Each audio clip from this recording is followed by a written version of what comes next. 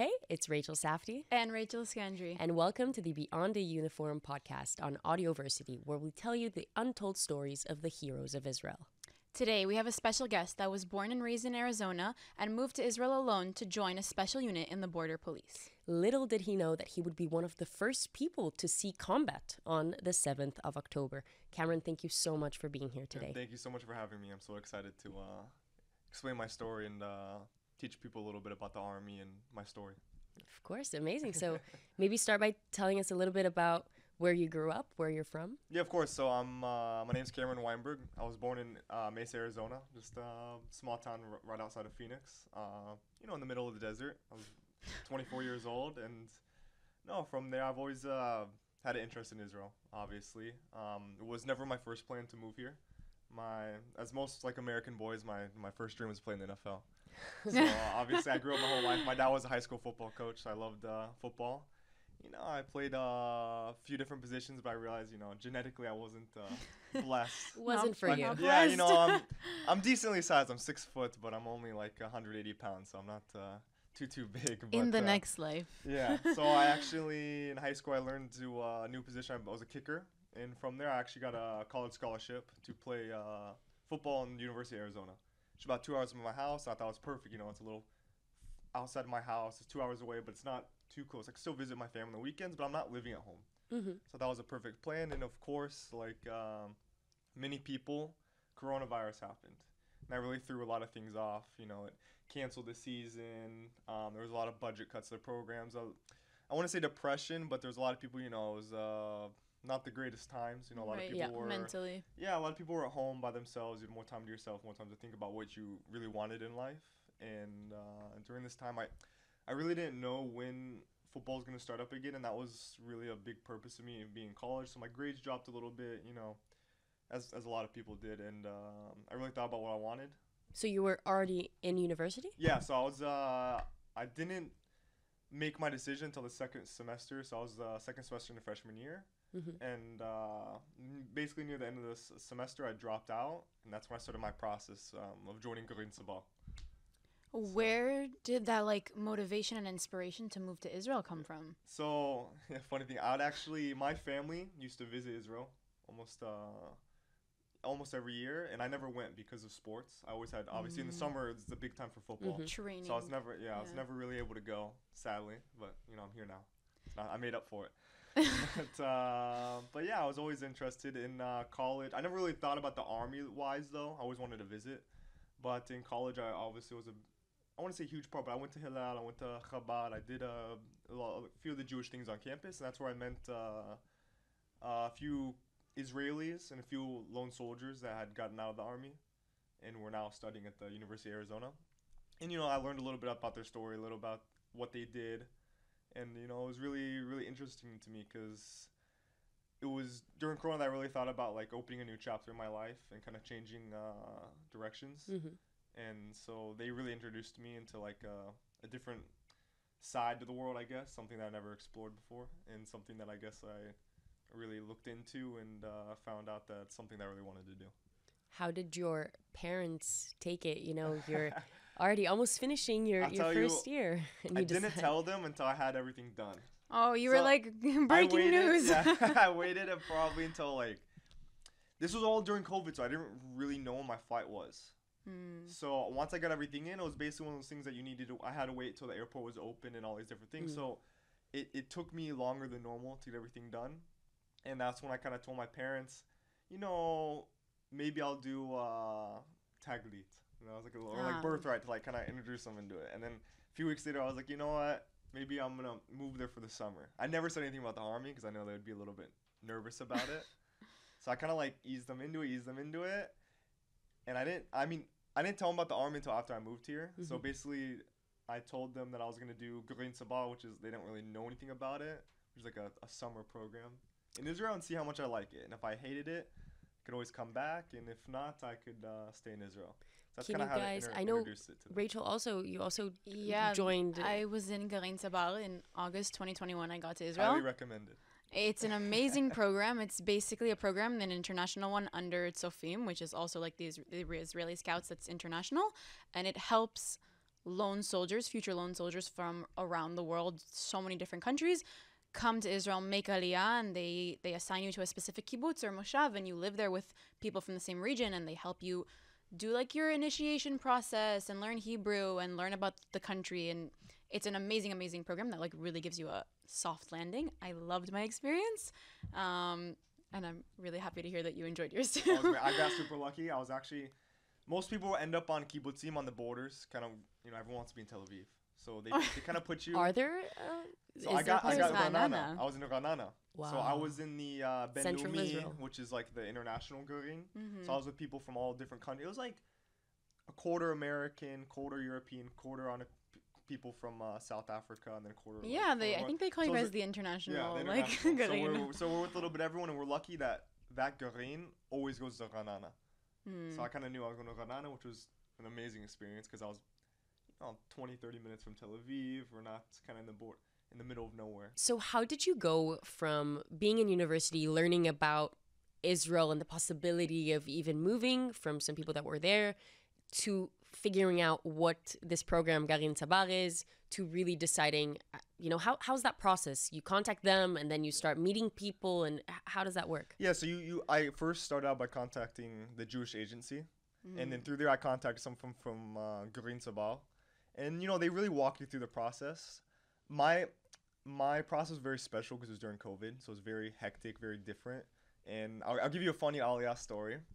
One of my to this day is my roommate, one of my best friends. We actually, to tell you how much little work we actually did to make Aliyah, we actually flew over here and we lied to them because in order to get on this flight, you had to have a place to live, plans and everything, and we had to write down an entire story about how we have a Airbnb in Tel Aviv, and we're doing Garin Tzabar. When I flew over, I wasn't in Garin Tzabar. I didn't have anywhere to live. I just thought to myself, I'm going to figure out when I'm in the COVID hotel. I'm going to have 10 days to myself and figure it out.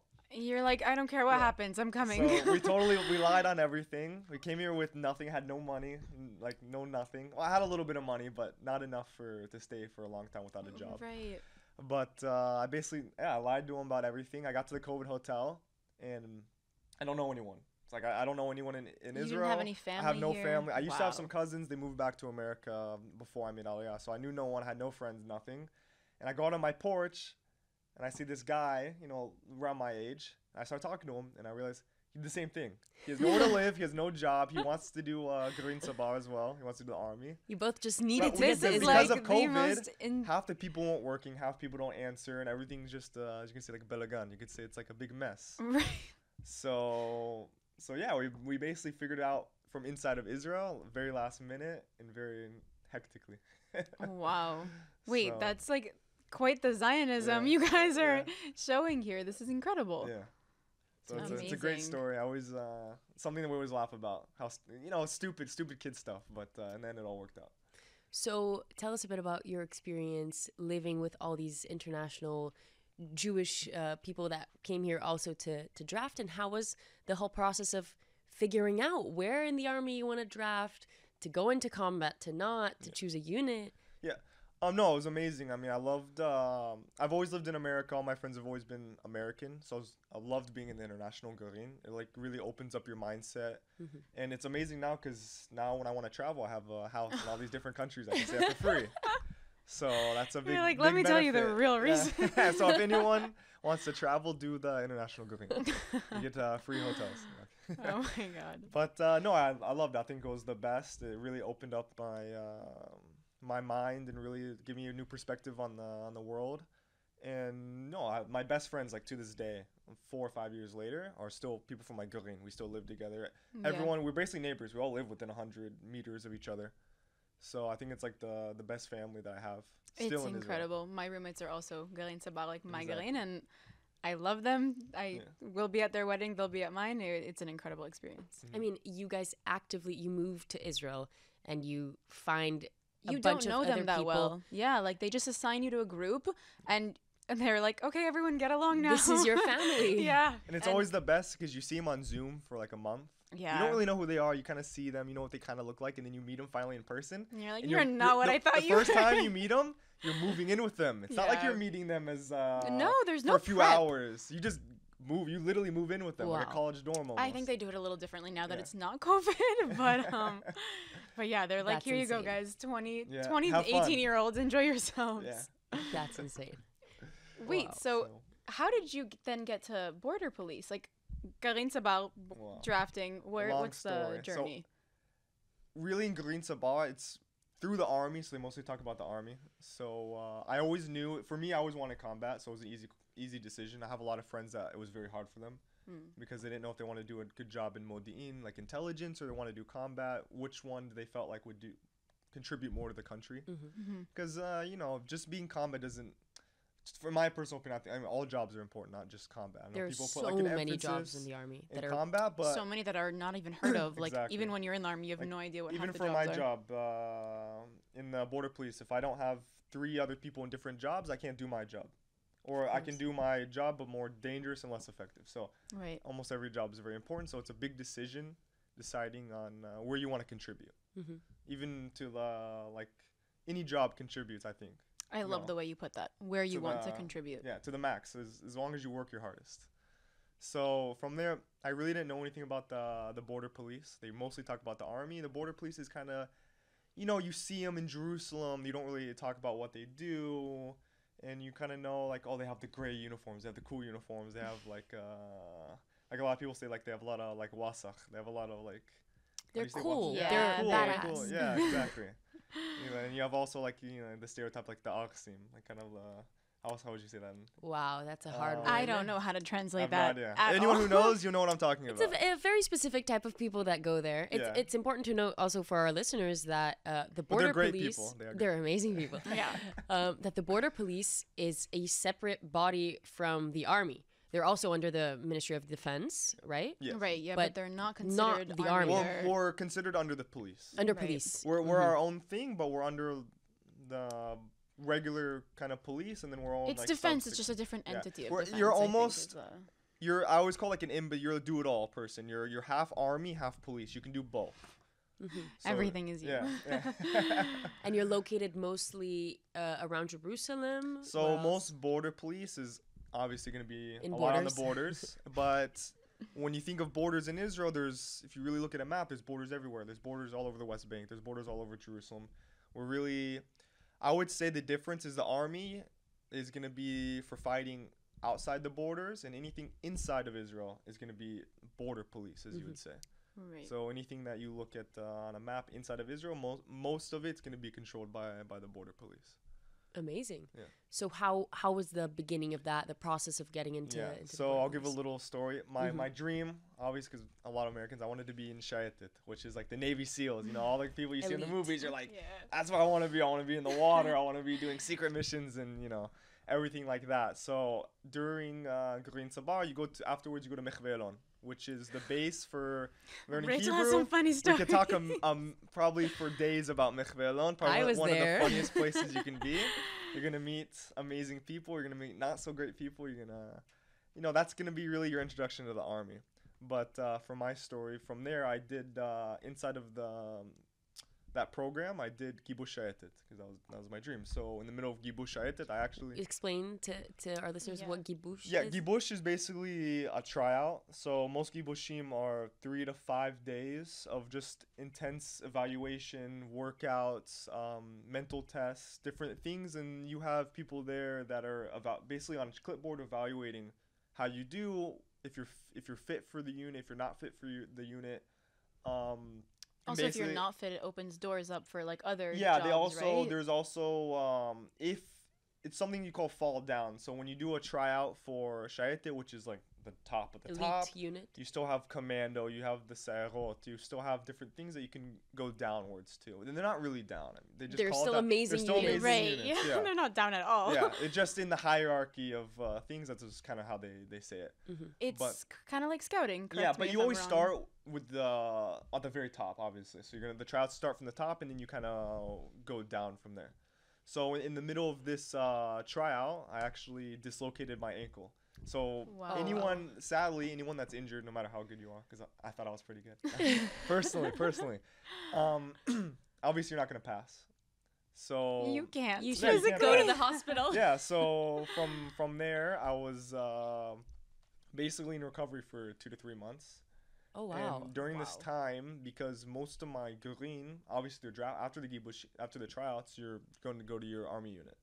So for me, I was my profile was like one of the lowest ones because I couldn't walk. I was basically in crutches for 3 to 4 months.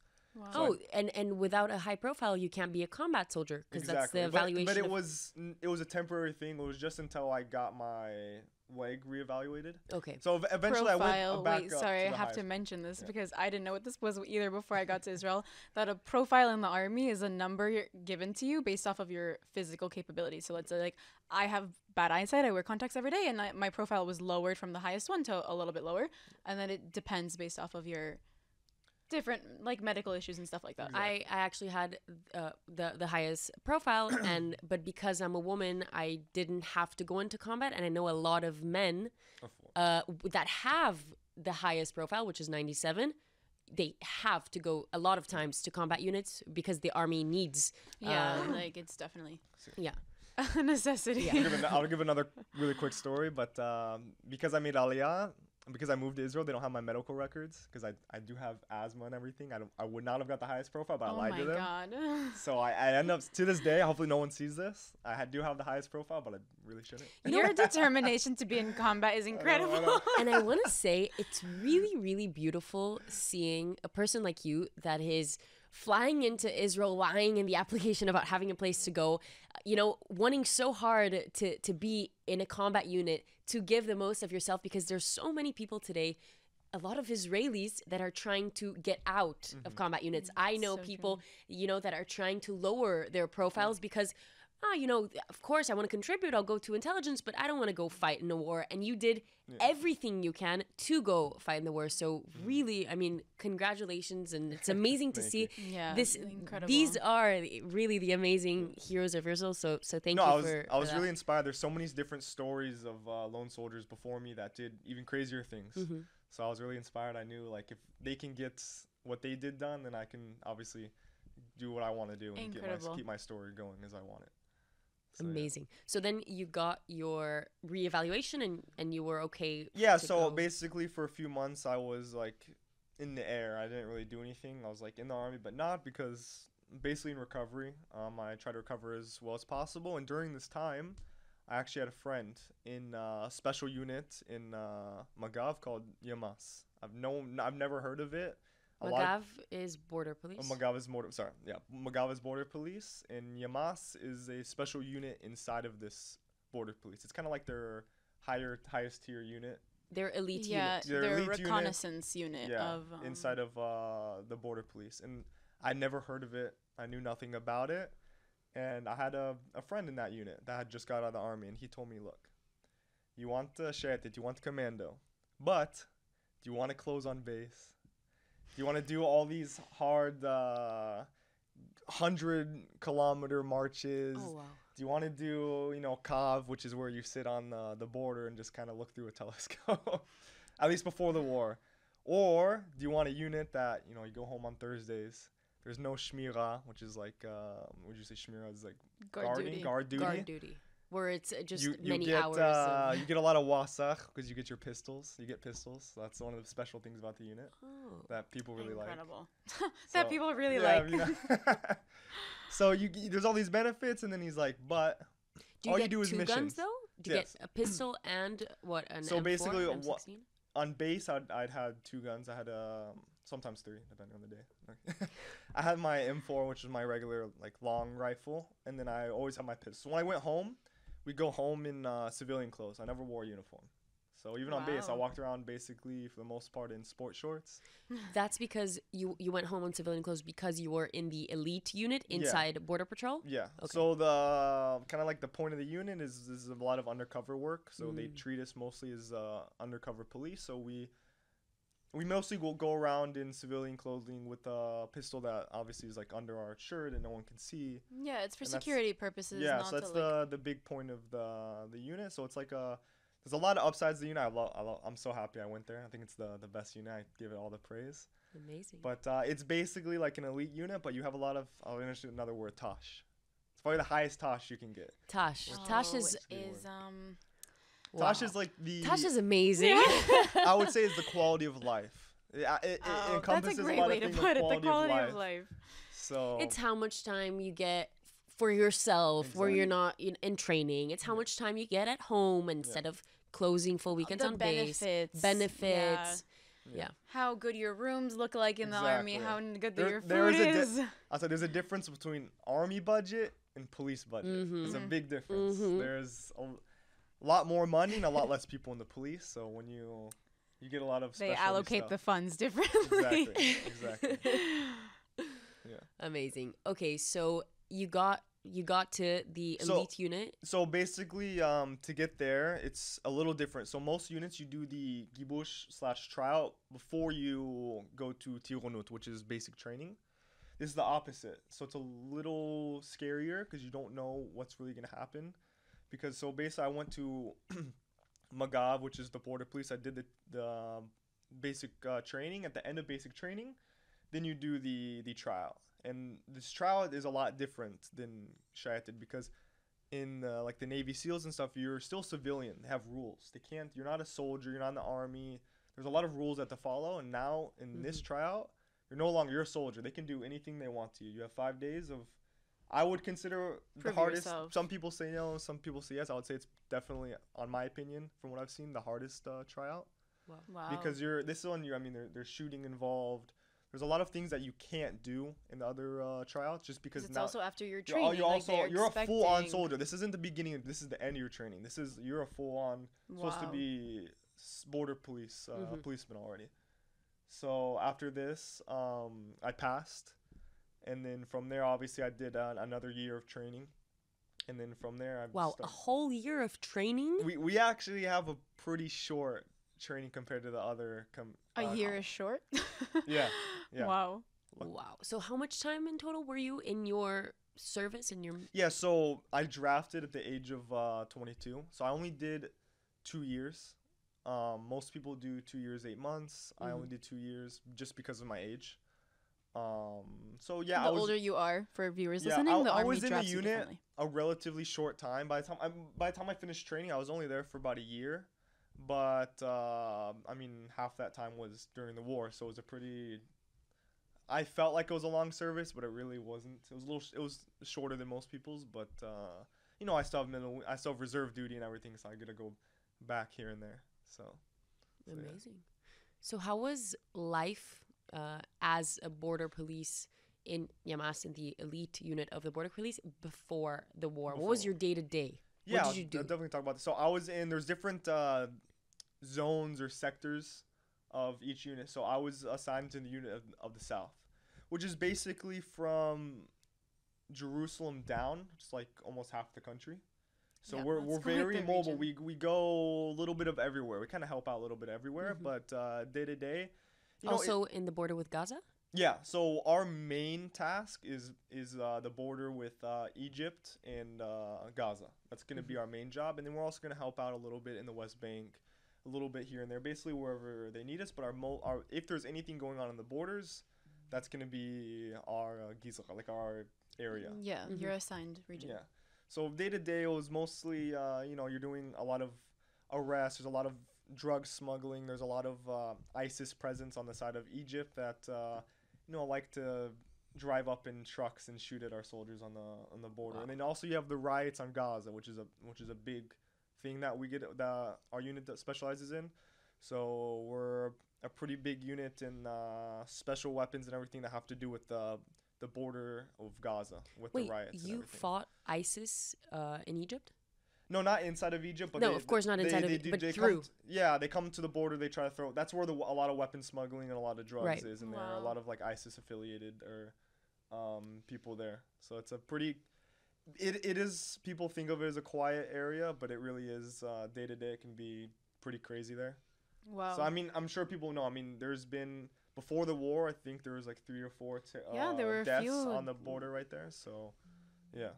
That's There's crazy. Deaths definitely- of soldiers. of soldiers. yeah, Yeah. of soldiers that died like on duty Yeah.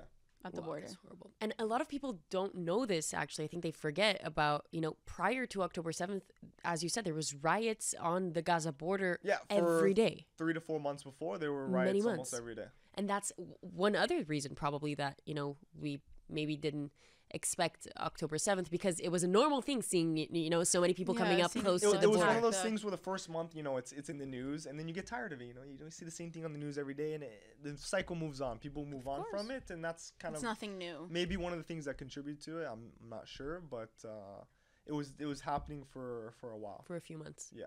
So how was, you said you were one of the first people to see combat that Yeah. day. Describe us. Yeah, your I'll give a October little 7th. bit of backstory. So, obviously in my unit, or one of our areas is going to be the Gaza border. So our job, basically, to shorten it up, is to make sure there's no, as we call it, infiltrations from the fence. So our job is basically to prevent anyone from Gaza from crossing the fence and doing terrorist attacks inside of Israel.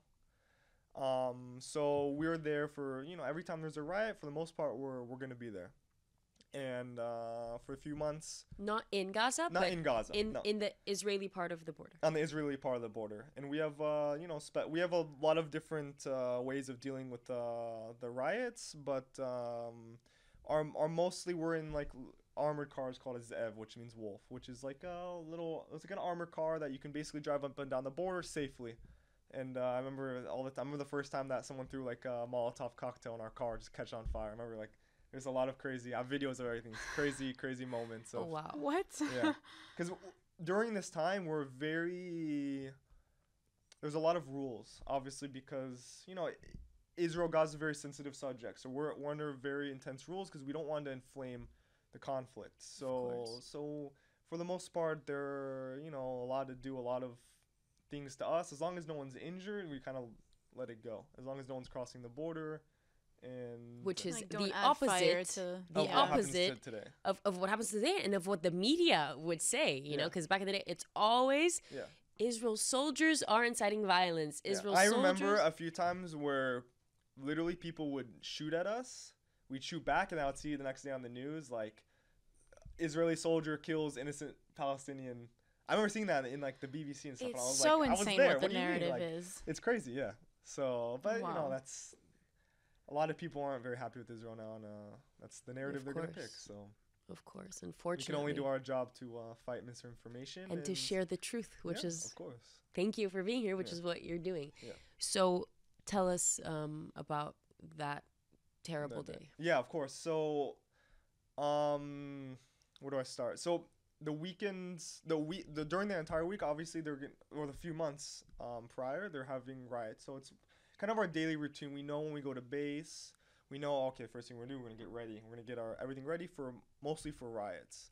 So that's like our day-to-day routine. We're gonna be there. We're gonna have akbatzot all the time, which are jumping. We would jump to the area quickly, meaning we could get a Getting call. called We quickly. have like 1 minute to get ready. It's like a firefighter. Everyone gets their gear on, and you drive like 100 kilometers an hour to wherever they need to.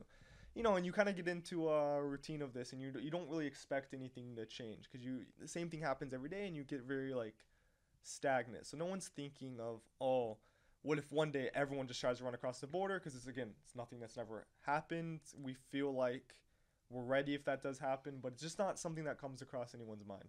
Everyone Of thought course. that I mean, course. nobody expected the worst to happen. Of course. I mean, we're ready for everything, obviously, but it's not something it was nothing that I really personally thought about. I don't know about other people. I can only really speak for myself.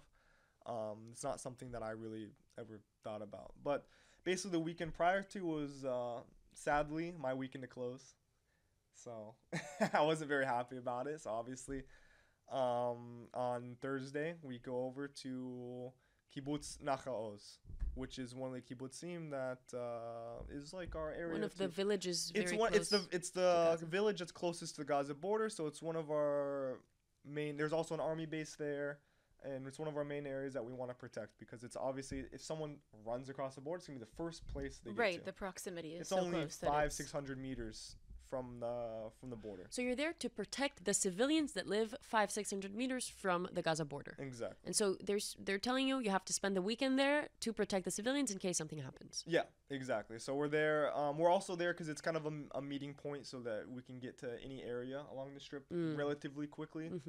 So yeah, because we're not that big of a unit. It's a pretty small unit, so we need to be in a relatively middle area and be able to get to anywhere we need to on the time that we need to. Mhm. Obviously, everything's been planned out, like how long it's gonna take us to get to every area. So everything's kind of planned out, so we kind of know what to do. Basically on that weekend, so Friday comes, they have riots every day, and Friday comes and it's quiet. So the first like Shabbat that it's pretty quiet Friday night, and we're happy because usually Friday night they do riots pretty late, so we don't have Shabbat. We can't have Shabbat. So usually Friday's kind of a sucky day because they know they want to have Shabbat. Let's just keep them busy until 10 o'clock at night, and then by the time they get back, and it's already midnight, and they just want to go to sleep. So it kind of ruins your Shabbat.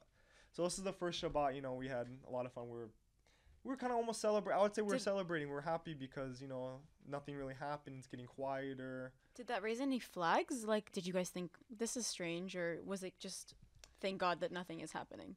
No, because again, I can only speak for myself personally. I didn't think of anything. I thought, after 3-4 months, one day off isn't. If it was a week off, maybe I would have thought of something. But one day off, I didn't think anything. No, like strange signs. No, I didn't think anything too weird of it, like anything weird like that.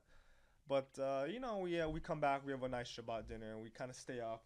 We're up until like midnight, 1 a.m. We're celebrating. We finally have Shabbat. How fun it is to be together as a tzevet, as like a team. A team. So yeah, and then we go to bed. We go to bed around midnight. And in the army base. In an area close to it. I don't know if I'm really allowed to. I can't really say exactly where, but an area very close to the army base, basically near the kibbutz, near the village. Because the army, we're not really part of the army, so the army's kind of their job about the army base, and then we're kind of our own. We're kind of separate from them. You're in charge of protecting civilians. Yeah. So basically, we go to bed, and I wake up on my shmirah on about 6 o'clock. And so I wake up 6 o'clock. I'm tired. No one likes to do guard duty at 6 a.m. It's one of the worst ones. Especially not on a Saturday. Yeah, it's the sun's starting to come up, and you're kind of sitting there. It's hot. It's not the summer, but it's still hot, humid from it's the beginning of October, so it's the end of summer, and I'm sitting there. How many hours was your guard duty supposed to be? No, just about an hour. It's just an hour long. It's not too bad. There's worse. There's worse. Definitely worse. I've done more. I've done longer. But then at about 6:29, there's there's rocket alarms, and you're like, okay, you don't think of anything about it. We've been in Gaza. We're so used to it. Like happens all the time that there's a random alarm. So you don't even think about it. So obviously everyone gets up, and we don't really have a mamad, like a protected place, but we have a place that we go during the alarms. Wait, and so you left your guard duty point to go to the it's place. like 5 meters away. It's not okay. It's not not that I'm like going anywhere. Yeah. Gotcha. So after like 1 to 2 minutes, we realize, wow, this is like you're hearing like really big explosions that you're not used to. It's like, wow, it's like landing. But we can't really tell. We're like, it's like literally landing on top of us. And that's when we start to like look out the door and everything, and we're like, yeah, there's like 1,000 rockets in there. What the hell is going on? Something's so weird. happening. Something happened. That's all we understood. So already before 7 o'clock, you guys are like, this isn't normal. Like something's off. Yeah, like right away within the first few minutes, just based off the rockets. The intensity. We're like I was here during the last war, like in 2021. That was like right when I made Aliyah, and I'd never seen anything like this. This is like 1,000 rockets in like 5 seconds, and it's like usually Iron Dome's super loud, but it's not like.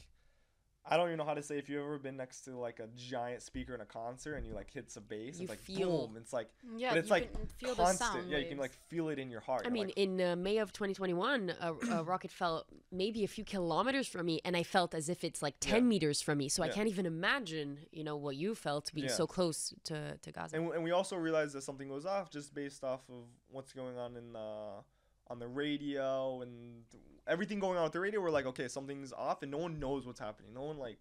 Everyone's kind of like still trying to figure everything out. So as a precaution, we obviously get ready for the worst. That's what you should always do. What all soldiers usually do. You're gonna get ready for the worst. So first thing we do is we go to our like area where we get ready. We put on all our gear, blah blah blah, and from there we kind of try to figure out we do like our own situational assessment. We try to figure out what's going on. And at this point, it's probably like 6:40, and at that time we get on the radio saying that terrorists have like infiltrated from Gaza. We don't know anything more.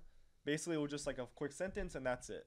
So at that point, we kind of knew, okay, this is like the day that we're, I want to say ready for, but this is like the day we've been training for. Like, you know, there's 2 to 3 terrorists that came through the border that are trying to. You thought it was 2 to 3 terrorists. That's already that's huge. think That's about huge. before. That's Yeah. insane, because we all thought that, you know, that is an unbreakable fence, unbreakable border. Wow. Okay, Yeah.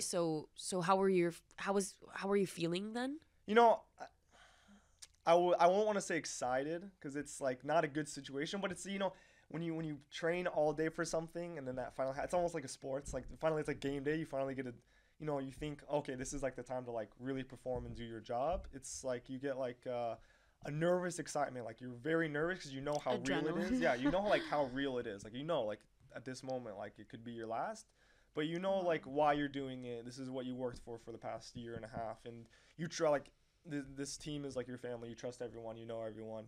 And you have a job to protect the civilians that are Exactly, there. and you you're know, gonna- like you're not that you're by yourself, but like this is your area, and this is like you need to do your job no matter what. protect it. Yeah, of course. So at that point, we just you know, we do. I can't go into too much, but we do what we need to do just based off the intelligence that we have, and until we realize, you know, after like 10-15 minutes, we realize like, wow, we can like see we're 500 meters from the kibbutz, and there's like a little dirt hill that kind of protects you from snipers. That can make you show how close you are to the border, that there's literally a dirt hill on the border of the kibbutz to make sure that people don't snipe you from a house in Gaza. Wow. I mean, that's how close you are.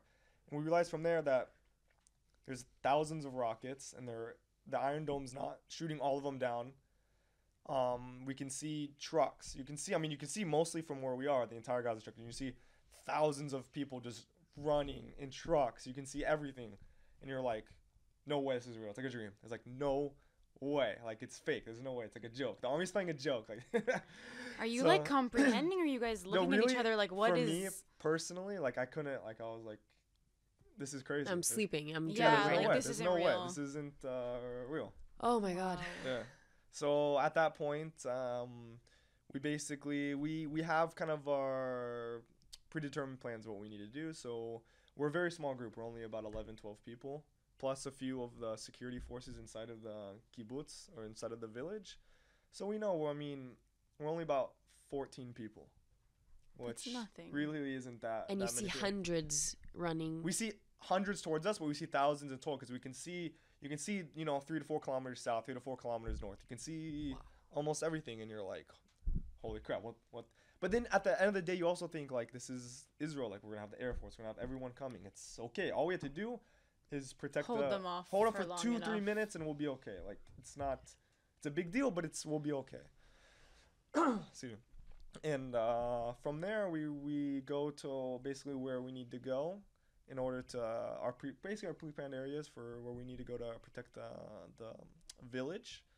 And after a few minutes, you know they're coming, and you can't really see them because, like I said, you have this dirt hill.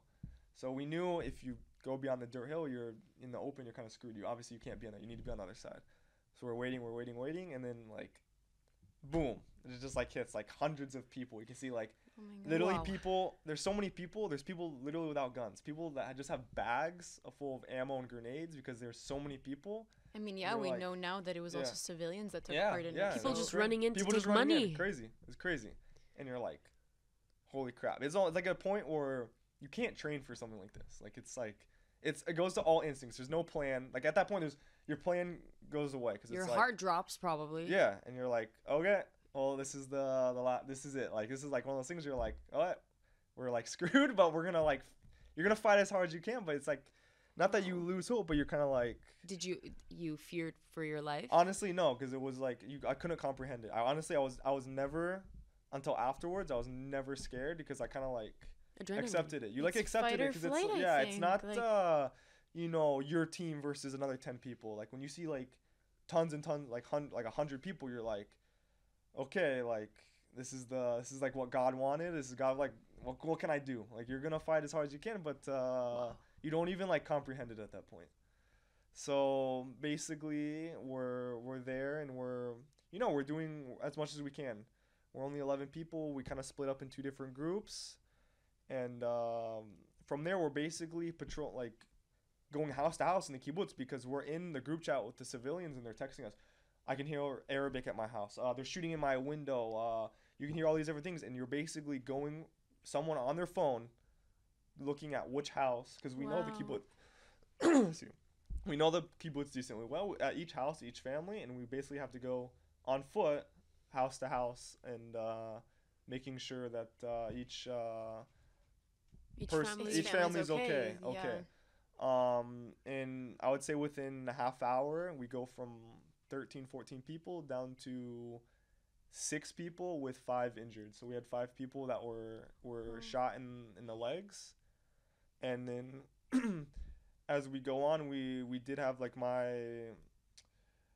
I'll tell a quick story about like my mefaked. So my mefaked that day, who's Your commander. yeah, my commander, Yakov Jabotinsky. He was one of the soldiers that fell that day, and like I'll give a story about him, like how crazy his battle was. He was injured in his leg, and obviously because there's so many terrorists everywhere, we kind of had to split up into very small groups.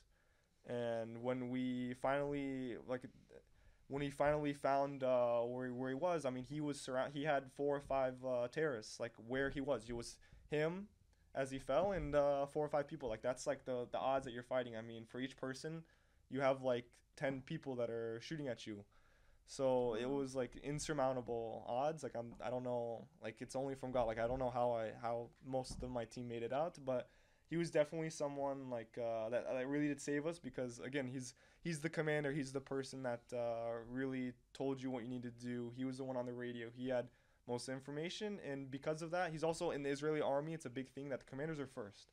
So the reason he was first to fall is because he's always the first to go where we need to go to how do you say this in English? Like to guide Guide. guide the Yeah. line or like guide the team. I guess you would say. You would say He it in English? leads the team. Like Yeah, he he's leads the team. So team captain. obviously, if you're gonna be the first to turn a corner or go into a house, like you have to be like the He's the most like leader. heroic person because you're gonna be the first. You know, Wow. it's the most dangerous. So he's like definitely someone's like one of my biggest heroes because without him, definitely I think it would have been a lot worse. I mean, without his like leadership and everything that he did. So Wow. so yeah, but it was basically to like sum up a quick story. It's well, not a quick story, but a long story. We're basically in this kibbutz, 12, 13 people, with half of us injured and basically, I mean, having to drag them. You're basically your one arm's with your gun and your other arm's basically having to drag the other person because they can't walk. They're How injured. how are Wow. you reacting when you're seeing half of your team who are your family Yeah. shot in the leg and having to, at the same time push off thousands of terrorists and at the same time seeing your brother Yeah. shot? Like what? How are Yeah, you no, feeling? it's again, it's I something that like even to this day, like I comprehend it a little better, but it's something that it's almost impossible to comprehend. Like the craziness. Like I remember looking like into the eyes of my friends that were injured, and I could see like they weren't scared, like they weren't screaming. Like if I were shot, I think I would be like crying, like freaking out. I But don't you know. could like see them like how like they still had like injured, you couldn't walk, and what's the first thing they did is they pulled their pistol out because they could only, or if they were shot in the arm, they only had Wow. one arm because they were ready to like they knew that we were the only people there and these are civilians. These aren't this isn't an army base where people can fight for each other, fight for themselves. These are civilians with I mean we've met these people with children in their their They're safe safe rooms, house and yeah. everything. So you know like what you're really fighting for, and you know like if you don't do your job as until the end, like more families are gonna be killed. So in the end, basically we were there going house to house. We also later on finally were able to get to one of our armored vehicles and go around the kibbutz in an armored vehicle, which obviously helped a lot. For about 7 to 8 hours, from about 6:30 until 1:30 in the afternoon, and basically we were there by ourselves for about 7 to 8 hours. I don't know. I mean, for what we did, obviously we're not. I wish we could have saved everyone, but obviously we was a lot of stories. I mean, there's I think about 5 people that were kidnapped and about another 4 or 5 that were killed in Nachaoz. But when I really look back about what we did, I mean, Kfaza and Be'eri are like, you have to pass Nachaoz to go to Kfaza and Be'eri, and I think almost half their village was either killed or kidnapped. So if you look at the difference, I mean, I feel like we did as well as we could. I mean, we didn't do, obviously we couldn't save everyone as much as we wanted to, as much as we tried. And, you know, that's something that you carry with you every day, because you really, like, when I go back and visit, like, I feel like you always think about, even though you couldn't have done more, you always think about, well, what could I have done differently, what could I have done more, but it's impossible to think of an answer, because, again, this is it's like an unattainable situation. It's impossible to really succeed. So the only thing you can do is really look at the people you were able to save. You can look, I remember a really hard moment was going there a month afterwards, and we met with the people that lived, the survivors there, and it was crazy because, I mean, on that day it was like the day of death. Like you only saw dead people everywhere you went. Everyone was dead or hiding, so you didn't see them. So like when you finally meet the people that are living there, it was like you know, you're gonna definitely made me cry, but it's crazy because you put faces to like people and to the people you save, and they tell you all these like stories about like a different what perspective. they could tell, like, oh, my friend in Kibbutz Be'eri, like they had totally different story than what they had, because, you know, we had a small forest in their kibbutz in Nachaoz, so you can kind of see the differences between different villages and their you had a perspectives, small force, and how grateful. I mean, it's amazing how grateful they are, what they've done for us. Like I have even a family. There's an because I'm American. There's an American family in Nachaoz that kind of like adopted me. I go over there and I visit their children, and like I'm part of their family now because of it. That's beautiful. So yeah. I know you've probably heard this so many times, but the work that you guys did was incredible. Yeah. Like, it's the courage, the bravery. Thank you. It's insane. Really, thank you. I mean, I can't even begin to imagine. What that No, day like was at the end of the day, I feel like it was amazing, but then it's our job, and that's what we're there to do, and we would do it a million times. We've talked about it like in group therapy. There's almost nothing we would change. I know like my commander Yaakov that fell on that day. I know he wouldn't change anything. I think he knew. Like I know he knew what he was fighting for. He knew what he had to do, and he did it to the end. So I know like. Sorry, I'm mixing like a little emotional, but of course. I know that he would have no regrets. Like the same way that everyone in my team has no regrets, I know that he would also have no regrets of what happened that day. Wow. So, What a story. Yeah.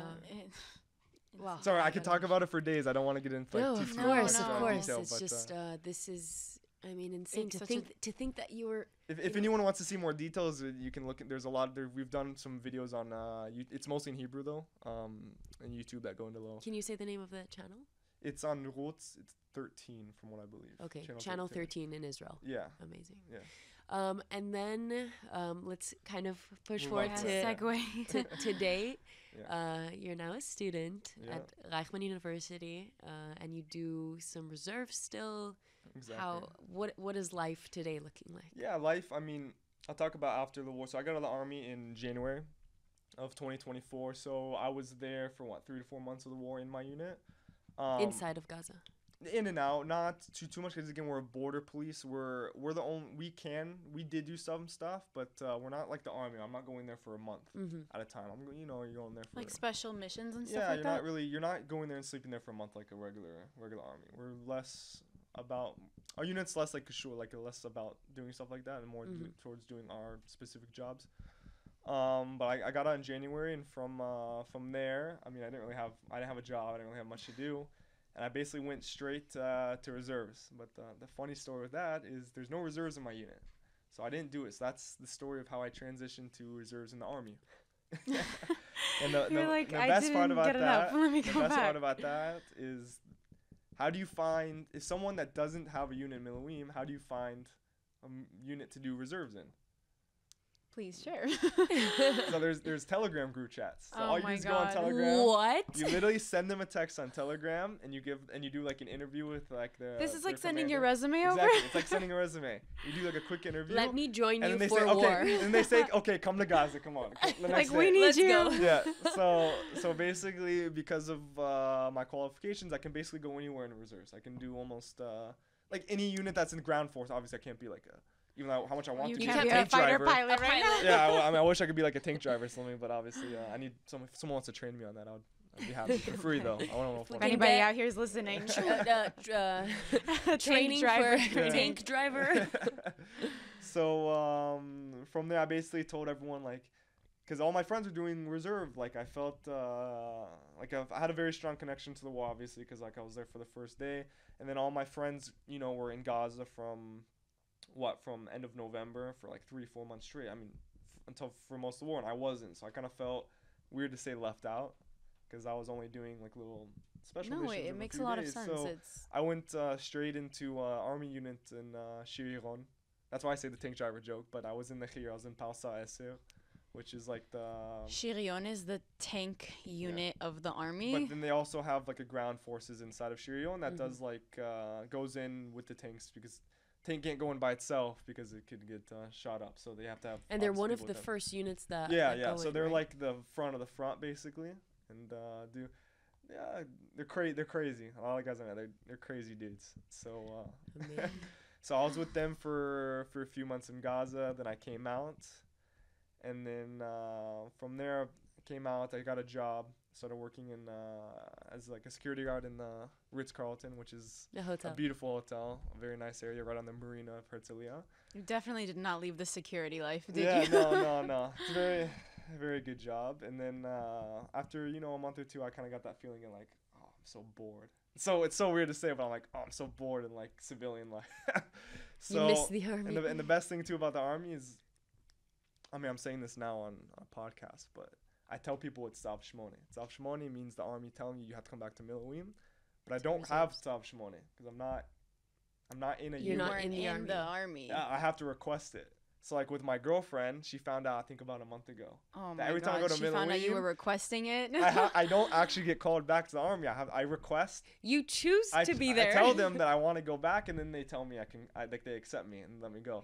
So she thinks the whole time, that he's going to South, like going to back He's going to the army to forcibly. requested reserves. No, he's the one that's asking Yeah, to exactly, be there. exactly. I need and I you remember guys. one day, because that's what I tell my family. That's what I told her. And I remember one day she told me like, near my birthday, you're not going to be in reserves. And I'm like, no, why would I be in reserves? I would have to request it. And she was like, what? What do you mean you have to request it? I was like, oh, no, I don't know what I'm talking You're about. like, oh, I have no idea what I just got into.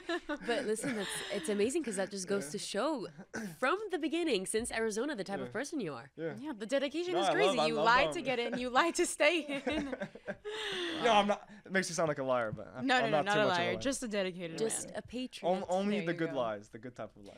All right, well, there's this one last question that we ask every guest that we have on the podcast, which is if there's anything you could say to anyone listening to the podcast outside of Israel about the reality here, what would it be?